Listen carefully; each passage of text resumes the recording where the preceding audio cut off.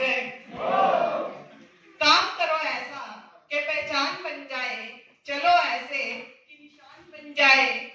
जिंदगी को हर कोई काट रहा है अगर दम तो जियो ऐसे कि मिसाल बन जाए, और हमारी सुप्री दीदी की तरह मिसाइल बन जाए।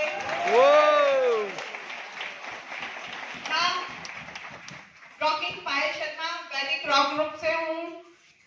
इससे पहले की बात करूँ तो खुद के दो बुटीक चला रही थी, और रिजल्ट की बात करूँ तो जब मैं बुटीक में होती थी, बुटीक का काम करते करते जो है सर्वाइकल हो गया था। मेरे को एक आदत है, क्या? मैं ना, जैसे हमारी जो मशीन होती है, सिलाई मशीन, हमारे पूर्वज बोलते हैं उसमें काली माता का वास होता है। तो जब भी मैं सिलाई करती थी तो मैं मशीन के साथ बातें भी कर लेती थी।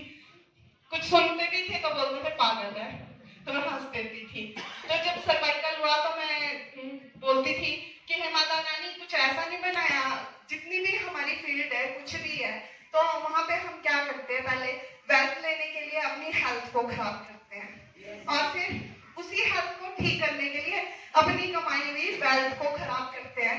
और मेरे गुरु जी हैं, आध्यात्मिक गुरु योगानंदा जी, उनसे भी मैं बहुत बातें करती हूँ अपने आप में। तो मैं बोलती थी क्या गुरु जी ऐसा कोई सिस्टम नहीं बनाया कि हम हेल्थ भी ठीक रखे और वेल्थ भी ठीक रखे। तो एक दिन आया, एक अननोन दीदी ने कॉल करके बुलाया, कहते आपको कुछ बुलाना है, मेरे बुटीक के साथ रहते हैं। मैं कहा अच्छा जी बताओ। और वही बात कि दो दूध आते हैं, एक दूध आए उसमें से बहुत सारे आए जिंदगी में, यमदूत भी है ना, पहचानने हमने होते हैं। तो जसविंदर भैया जी मेरे ग्रेट कोच, हमारे रॉक ग्रुप की आन बान शान मिस्टर जसविंदर भैया जी, और हम सबके दिलों की प्रिंसिपल दीदी थी। अब वो आए, उन्होंने बैठ के प्लान बताया तो मैं कहा अच्छा हेल्थ से रिलेटेड है, बहुत ही अच्छा है। और जब उन्होंने वेल्थ के ऊपर बात करनी शुरू की तो मैंने सबसे पहले बोला thank you Guru ji, health तो दे ही रहे हैं, वेल्थ की आनी है। तो फिर मैंने जब प्लान सुना, आगे वेल्थ की बात आई तो फिर इन्होंने बताया कि इस तरह से है।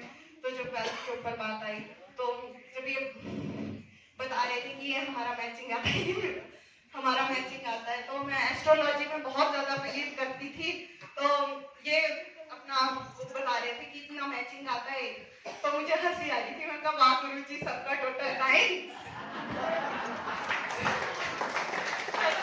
फिर मैंने इस बात में बहुत सारे क्वेश्चन भी किए थे कि वैदिक 9 ही क्यों है, इसका मैचिंग टोटल जो है इनको खुद भी पता नहीं था कि 9 ही है। मैं कहा चलो, मैं उससे पहले सारे काम फैमिली से हैं तो सारे काम जो है पंडित जी को पूछ के करती थी।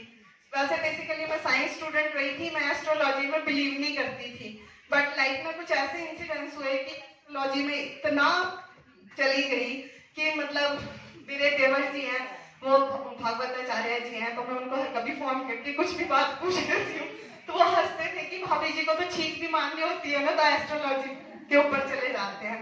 तो वैदिक एक ऐसा कॉन्सेप्ट है जिसको मैंने अपने मन से किया, मैंने कुछ भी नहीं पूछा, मैंने कोई डेट टाइम नहीं पूछी, और वो बहुत ही खूबसूरत दिन था 22 सितंबर का, और उस दिन हमारी वैदिक कंपनी को 9 महीने हुए थे।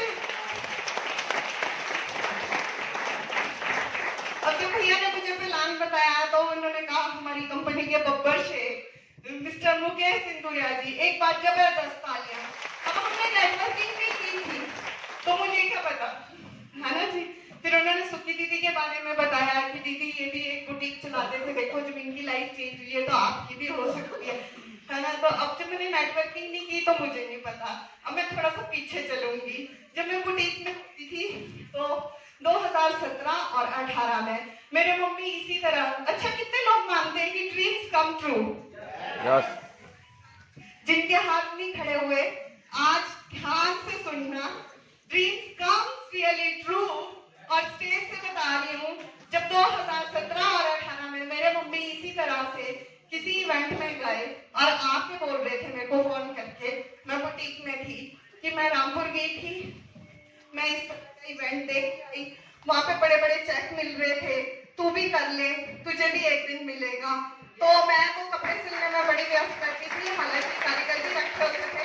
कारीगर मेरे को हंसते थे कि आप तो हमारे साथ उतना ही काम करते हैं, अपनी भी जान निकालते हैं, हमारी भी जान निकाल लेते हैं। तो मम्मी बोलते जैसी तू हार्ड वर्कर है ना वैसी लेडी को देख के आई मैं, है ना। तो फिर अब मैं अपने काम में बिजी थी, मम्मी के पास जाना कम ही हो पाता है क्योंकि घर से अकेली बहू हूँ। तो फिर मैं कहा अच्छा ठीक है। फिर 2018 में फिर से गए, फिर से इसी तरह का इवेंट देख के आए। फिर से बोला, मैं कहा कोई नहीं, जब मैं आपके पास आऊंगी तो मैं समझूंगी। फिर 2019 आया, 2020 आया, कोरोना में लॉकडाउन लगा, फिर ये वेडिंग आई। मैंने 22 सितंबर को ज्वाइन अचीव किया और 17 नवंबर को हमारा मंगल भवन में जो प्रोग्राम था भैया जी आए थे उसमें।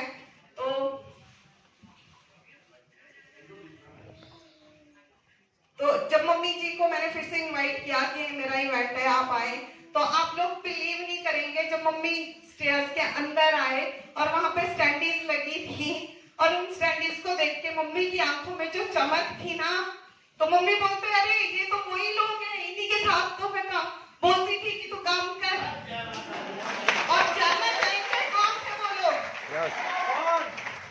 तो फिर जोरदार तालियां होनी चाहिए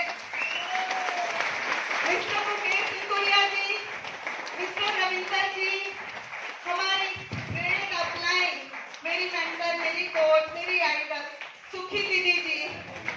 कौन कहता है उसी दिन माँ को फील हो रहा होगा वहां बैठ के कि मेरी लड़की भी करे और उसको भी ऐसे, जब वहां कोई और सेलिब्रिटीज गई होंगी उनको ऐसे चेक मिल रहे होंगे, तो मेरी मम्मी खुली आंखों से देख रही होगी कि एक दिन मेरी लड़की भी जाए उसको भी ऐसे चेक मिले, है ना जी।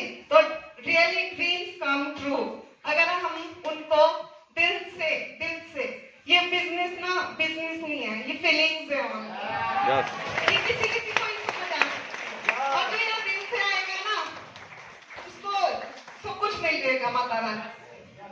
जो यहाँ बिजनेस करने के पर्पज से आएगा ना सच में उसको कुछ नहीं मिलने वाला। तो अगर वैदिक में आना है तो दिल से आओ। कभी मैं मशीन से बातें करती रहती थी क्योंकि जब बुटीक में काम करते हैं तो सिलाई तो हमारी 200, 300, 400, 500 इतनी होती है। तो मैं अपनी मशीन को बोलती थी कि माता रानी इसके पीछे जीरो कब लगनी है, क्योंकि आजकल ट्रेंड होता था कि 6 डिजिट अर्निंग लेनी है तो आप ये करो, 7 डिजिट अर्निंग लेनी है तो ये करो। तो माता रानी ने बोला तू वैदिक कर, जीरो लगा, अपनी इनकम 7 डिजिट कर ले। मैं अपनी इनकम पे कभी फोकस नहीं करती, भैया बोलते आप कभी नहीं बताते हो इनकम के बारे में, क्योंकि हमारा कॉन्सेप्ट इतना अच्छा है, हेल्थ देते जाओ देते जाओ देते जाओ, वेल्थ की क्या औकात की पीछे पीछे ना आए। तो इस सब के लिए बहुत बहुत दिल से धन्यवाद करती हूँ मेरी ग्रो लाइन का, मेरी कमिटेड टीम का। सच में माता रानी ने चुन चुन के एक एक हीरा मेरी टीम में दिया है, जिनको जैसे गाइड करो ना हाँ दीदी ऐसे ही करेंगे। और सबसे बड़ा थैंक्स मेरी डिम्पल दीदी का, मेरे जसविंदर भैया का, मेरे मम्मी पापा का, मेरे सासू माँ जो मेरे पीछे से मेरी ड्यूटीज पूरी कर रहे हैं। मैंने आज बहुत बोला उनको कि चलो, पर वो किसी वजह से नहीं आ पाए, तो मैं यहाँ उनको बहुत मिस कर रही हूँ। मेरे फादर इन लॉ जो बोलते हैं कि तू मेरी बहू नहीं है, बेटी नहीं है, जो बोलते हैं कि तू मेरा बेटा है,